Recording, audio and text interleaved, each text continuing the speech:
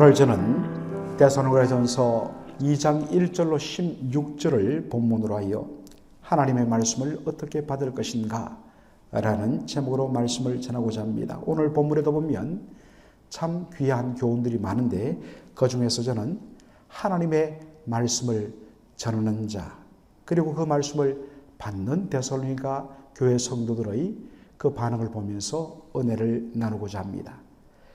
사도 바울이 데살로니가에 가기 전에 먼저 그가 가서 복음을 전한 곳은 마게도니아 지방의 첫 번째 도시였던 빌립보였습니다. 그것이 사도행전 16장에 기록되어 있지요. 성령의 인도하심을 따라서 정말 배를 타고 바다를 건너 빌립보에 갔는데 많은 환난과 고단을 당합니다. 억울한 누명을 쓰고 감옥에 갇히기도 합니다.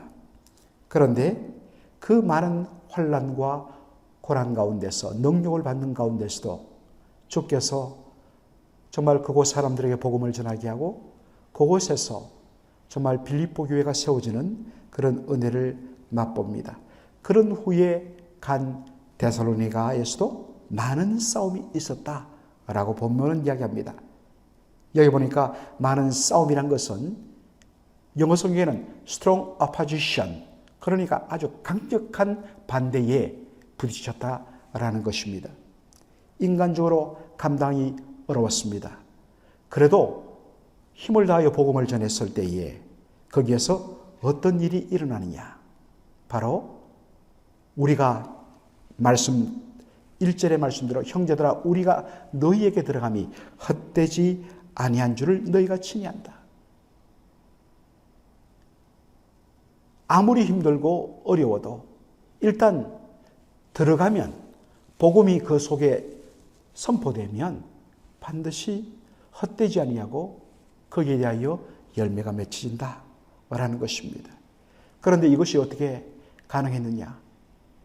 자신들의 힘으로서는 불가능했는데 사도 바울이 이야기합니다. 우리가 하나님을 힘입어서 너희들에게 말씀을 전했다. 하나님을 힘입는다는 것은 정확하게 하나님의 능력 안에서입니다.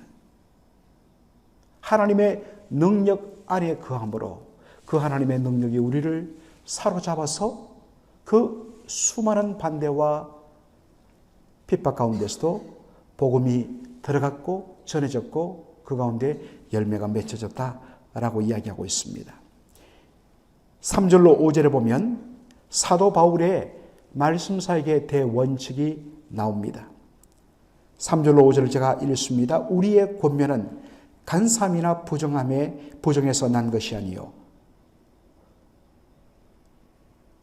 우리가 이와 같이 말함은 사람을 기쁘게 하려 함이 아니요 오직 우리 마음을 감찰하시는 하나님을 기쁘시게 하려 함이라.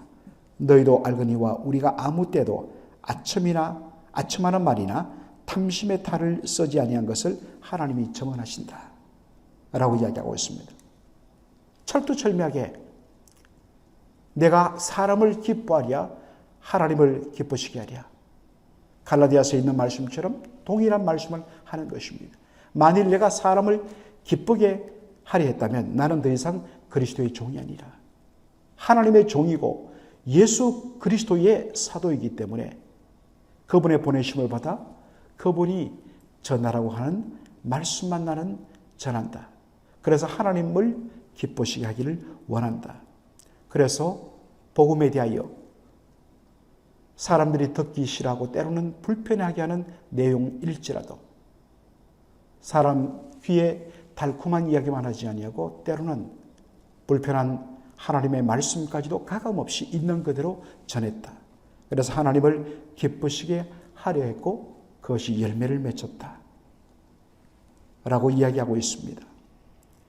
오늘날 교회가 세상으로부터 손가락질을 받고 그리고 그로 인하여서 하나님의 영광을 가리우는 경우들을 우리가 종종 심심찮게 언론을 통하여 듣게 됩니다. 여러 가지 이유가 있겠지만 저는 가장 큰 책임은 말씀을 전하는 목회자의 책임이라고 이야기하고 있습니다.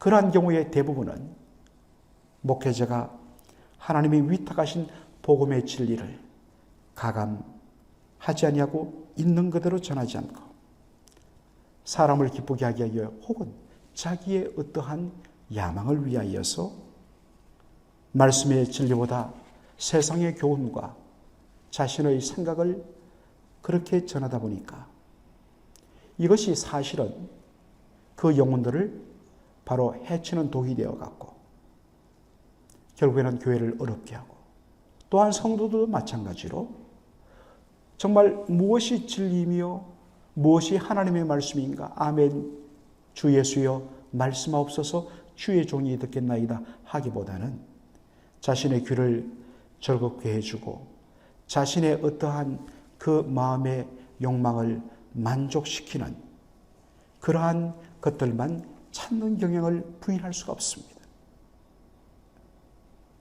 당연히 죄의 지적과 강력한 회개의 요청, 정말 이 세상의 것과 구별되는 거룩한 삶, 그리고 자기 부인의 십자가 삶, 이러한 부분에는 자연적 관심이 없습니다. 사랑하는 성도 여러분, 달콤하고 듣기를 원하는 아이들이 좋아하는 달콤한 것들만, 입에 당기는 것들만 엄마가 매일 만들어준다고 생각해 보십시오. 처음에는 좋겠지만은 결국 그 아이의 건강을 막 침범합니다. 마찬가지죠. 말씀이 균형 잡히게, 때로는 위로의 말씀을, 때로는 강력한 도전의 말씀을, 때로는 정말 강력한 회개를 촉구하는 말씀을, 말씀이 균형 잡히게 공급되고 그것을 있는 그대로 받아 먹을 때에 그 성도가, 그 교회가 건강한 것입니다. 사도 바울이 그 원칙을 정하고 처음부터 교회를 그렇게 이끌어갔다라고 말씀을 합니다. 참 고맙게도 바울이 그러한 마음으로 복음을 전하고 교회를 세워나가는 반면 그에 대하여 성도들이 그와 같이 반응 안 해주면 아무리 그렇게 한다 하더라도 거기에는 열매가 없지요. 그런데 놀랍게도 이 데살로니가 교회 성도들은 사도 바울이 전한 말씀을 어떻게 반응했느냐, 오늘 본문이 잘 보여줍니다. 성도들이 바울이 전한 말씀을 사람의 말로 받지 아니하고 실제 하나님께서 바울을 통하여 친히 말씀하시는 것으로 받아들였다라는 것입니다. 그 결과 하나님의 말씀이 믿는 자들 가운데 역사하였다라고 말씀하시는 것입니다. 그래서 우리가 어제 보았던 대로 데살로니가 교회 하면 믿음의 역사와 사랑의 수고와 주 예수 그리스도에 대한 소망으로 이 믿음, 사랑, 소망이 밸런스를 가진, 그리고 그들이 주를 본받는 자로서 정말 그 지역, 그리스 전 지역의 모든 믿는 자들의 본이 되었다라는 말씀처럼 그런 아름다운 영적인 성장의 열매를 맺은 것입니다. 사실 우리가 고린도후서 10장 10절 이하에 보면 사도 바울이 어떤 스타일로 말씀을 전했을까 하는 것들을 우리가 추측할 수 있습니다. 거기 보니까 이런 표현이 있지요. 저희 말이, 이 고린도 교회의 바울의 대적자들이 하는 말이, 그의 편지, 사도 바울이 고린도 교회에게 보낸 편지를 보면 중하고 힘이 있는데 그 몸으로 대할 때, 직접 대할 때는 약하고 말도 시원치 않다라고 너희들이 말한다는 것을 내가 들었다. 바울이 씁니다. 여기서 우리가 알 수 있습니다. 사도 바울은 글로 표현하면 정말 논리 정확하고 정말 귀에 싹 들어오는데 직접 서면 몸이 약하고 그런데도 말 표현도 시원치 않다라는 것입니다. 사도 바울은 정말 육체의 가시를 뽑아달라고, 사탄의 사자를 뽑아달라고 할 만큼 정말 육신적으로 굉장히 고통을 당했습니다. 몰골이 온전치 않았습니다. 그런데다가 말도 시원치 않습니다. 말하면 자꾸 표현이 꼬이고 더듬습니다. 바울의 설교 내용이 사람들의 귀에 쏙쏙 들어오지 아니하고 때로는 장황하고 그래서 마음에 남지 않는 그러한 모양이라는 것입니다. 그런데도 데살로니가 교회 성도들은 어땠느냐? 바울의 말을 사람의 말로 받지 아니하고 하나님의 말씀으로 받아들였다는 것입니다. 물론 이것이 가능한 것은 성령의 역사하심이었습니다.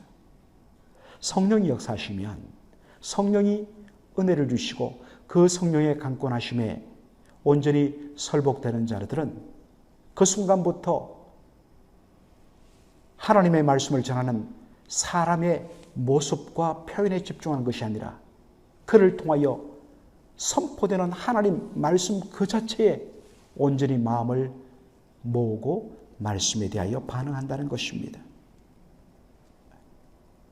이것은 오늘 우리에게도 참으로 적용되어야 하는 중요한 내용입니다.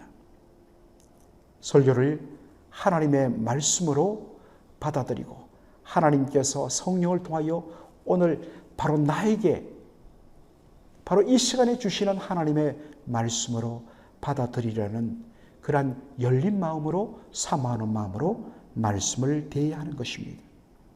그럴 때 반드시 믿는 자들 속에 하나님의 말씀이 역사한다는 것입니다. 말씀의 열매가 삶 속에 맺히게 된다는 것입니다. 이를 위하여서 우리가 사무엘이 했던 그 고백을 우리의 입술에도 담아야 합니다. 주여 말씀하옵소서 주의 종이 듣겠나이다. 말씀 앞에 섰습니다. 말씀하여 주옵소서 듣겠나이다. 시편 119편 보면 다윗의 말씀과 관련된 다윗의 고백들이 나오죠. 18절 보면 우리가 잘 아는 대로 내 눈을 열어 주의 법에 귀한 것을 보게 하여 주옵소서. 그리고 10절 보면 금곧 많은 정금보다 더 사모할 것이며 꿀과 송이꿀보다 더 달도다.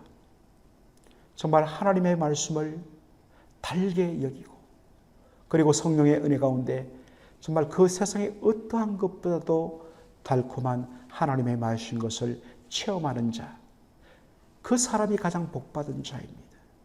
판단하는 자의 위치가 아니라 온전히 하나님의 말씀으로 받아들여 그 가운데서 그 말씀을 통하여서 매 주일마다 매 새벽마다 그리고 매 예배 시간마다 또한 개인이 스스로의 경건의 삶을 통하여 말씀을 읽고 묵상할 때마다 그 말씀을 통하여서 하나님이 친히 말씀하시는 것을 맛보며 생명의 풍성함을 누리시는 저와 여러분 되기를 주의 이름으로 축원합니다. 아멘.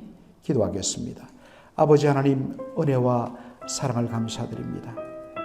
오늘 데살로니가전서 2장을 통하여 사도 바울이 데살로니가 교회에서 많은 반대를 무릅쓰고도 복음을 전할 때에 그가 한결같이 전했던 대원칙, 사람을 기쁘게 하는 것이 아니라 하나님을 기쁘시게 하는, 그래서 아첨의 말이나 탐심의 탈을 쓰지 아니하고 오직 하나님께서 원하시는 말씀, 복음을 가감없이 전했고, 정말 놀랍게도 또한 데살로니가 교회 성도들이 정말 들려주시는 바울의 말을 사람의 말로 받지 아니하고 그의 외모로 그가 전하는 말씀을 평가하지 아니하고 말씀 그 자체가 그를 통하여 하나님이 우리에게 주시는 생명의 말씀, 하나님의 말씀으로 받아들였기에 바로 그들 속에 말씀이 역사하여 생명의 열매가 맺혀진 것 아버지 하나님 우리가 보았습니다. 아버지 하나님 말씀을 전하는 종에게 큰 주께서 정말 도전을 주시며 경고를 주시며 또한 저희들에게 응원을 주신 것을 감사합니다. 동시에 이 말씀을 대하는 우리 성도들에게도 어떻게 하는 것이 정말 말씀의 역사함으로 생명의 열매가 맺혀지는 일임을 그렇게 발견하는 도전의 시간 되게 하여 주신 것을 감사합니다. 늘 마음속에 주여 말씀하옵소서, 주의 종이 듣겠나이다. 내 눈을 열어 주의 법에 귀한 것을 보게 하여 주옵소서. 그러한 기도가 말씀을 들을 때마다, 말씀을 읽을 때마다 우리의 입술의 우선적인 고백이 될 수 있도록 주여 인도하여 주옵소서. 오늘도 주의 은혜를 사모하며 구하는 모든 기도 가운데 주께서 친히 은혜를 베푸셔서 기도하는 그 기도가 힘있게 하여 주시고, 오늘 구하는 모든 것 가운데 주의 선하심을 따라 속히 응답되는 일들이 나타날 수 있도록 역사하여 주시옵소서. 예수님의 이름으로 기도하옵나이다. 아멘.